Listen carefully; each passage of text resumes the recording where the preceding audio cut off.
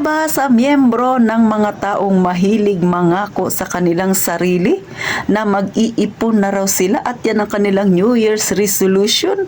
Aba, kumusta naman ngayon? Magtatapos na ang 2024. May ipon ka na ba? Kumusta ang ipon mo? Baka naman panay plano lang ang naipon mo at wala talagang pera kang naipon sa iyong alkansya kahit barya-barya. So, yan ang pag-uusapan natin for today's video. Pero bago tayo mag-umpisa, abay, mag-subscribe ka na kaya titintin. Pindutin mo ang like button na yan kung napakinabangan mo ang ganitong mga topic na titintin, kung napangiti kita habang nare-real talk ka. At syempre, pakishare naman kung hindi kayo busy. Kaya, umpisahan na natin ang real talk na chismisan. Pero bago tayo mag-umpisa, gaya ng ipinangako ko dahil linggo ngayon, i-shoutout ko muna. Syempre, baka nagtatampo na si Ma'am OFW Vlogs Channel. Shout out sa iyo, Ma'am. Hindi ko na nakita yung sinasabi mong comment mo. Pasensya na. Busy-busy sa titintin. Hindi lamang sa tindahan, maging sa aking bahay, ha.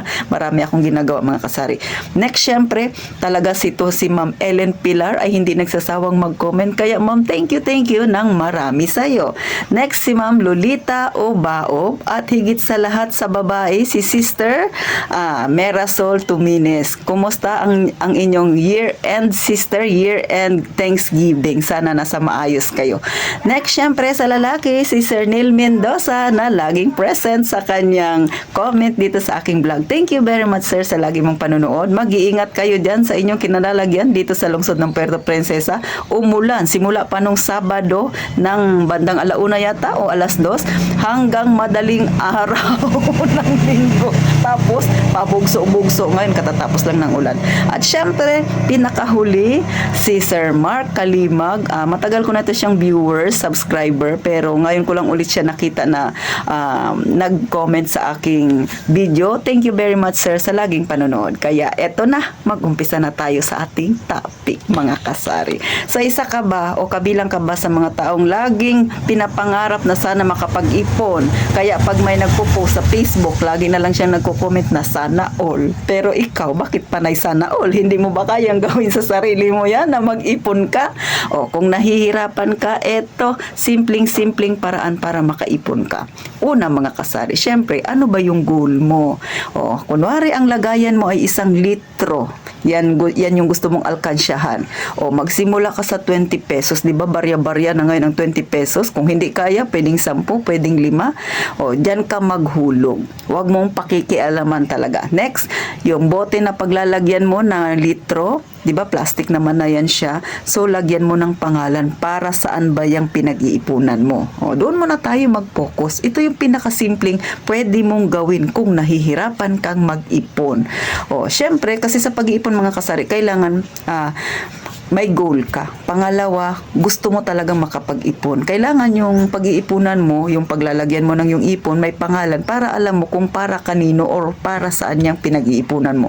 Para ikaw ay, syempre, ma-motivate na mag-ipon. O, sunod na gagawin mo, mga kasari, kung hindi pa kaya sa malaking halaga, sa maliit ka muna mag-umpisa pa 5-5, pa 10-10. Huwag mo lang pansinin, mga kasari. Alam ninyo, yung pag-iipon ng pakonti-konti, dyan tayo mag-umpisa para maging ugali natin yung maghulog tayo doon sa ating ipon. Kasi pag inumpisahan mo ng malaki, parang nabibigatan ka, napipilitan ka.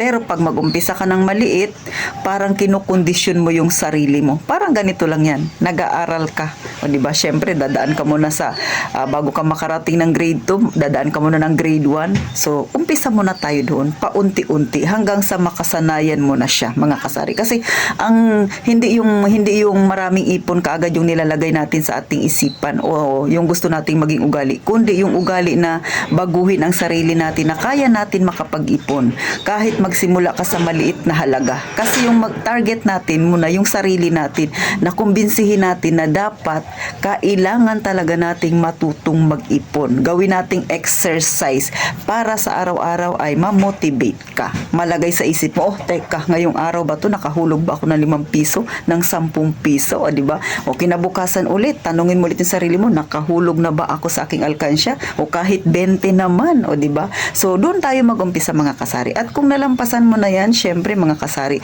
next dyan, maging practical kayo sa lahat ng bagay. Kunwari, bibili ka ng mamahaling gamit, itanong mo sa sarili mo, kailangan ko ba talaga itong bilhin?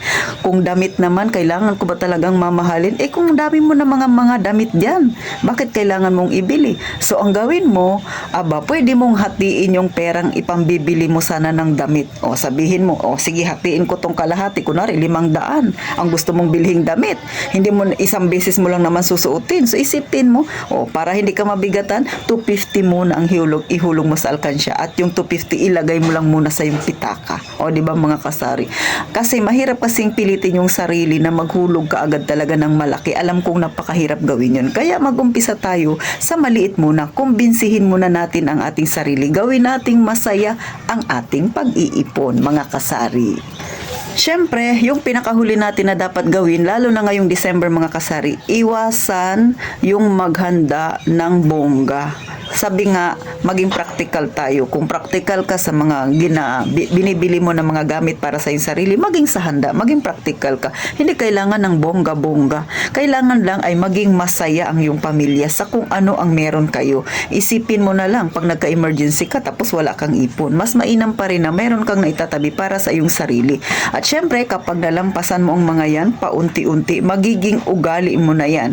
Malay mo, sa susunod na taon, may ma-share ka na kay Ate Tintin. Ate Tin, eto na ang aking 1 taong ipon challenge. So, antayin ko yan mga kasari.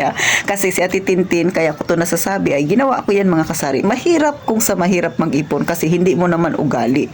Katulad sa akin, hindi ko siya naging ugali. Mahilig lang talaga akong manood rin sa YouTube ng mga mahilig mag-ipon, mahilig magpayo, kagaya ng kay Sir Chinkitan. So, doon ako natuto talaga na mag-ipon nung nagtatrabaho pa ako. Paunti-unti, pero lahat ng sinasabi niya dati, lampas-lampas lang sa tenga. Pero naisip ko na bakit hindi ko itry? Bakit hindi ko subukan? Bakit hindi ko kahit doon sa maliit na halaga magsimula ako doon? So hanggang sa nakakaipon ako ng malaki, naiinganyo na ako. At ngayon na may tindahan na ako mga kasari, mas naiinganyo pa ako.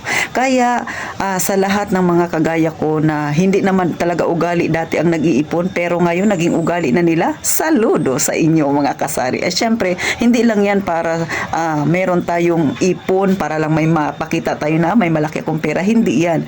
Kundi para yan sa mga pangarap natin. Paisa-isang hakbang, pasulong mga kasari. At syempre, huwag kang humakbang ng paurong. So hanggang dito na lang tayo mga kasari. Sana sa susunod na vlog ni Ate Tintin, magkita tayo.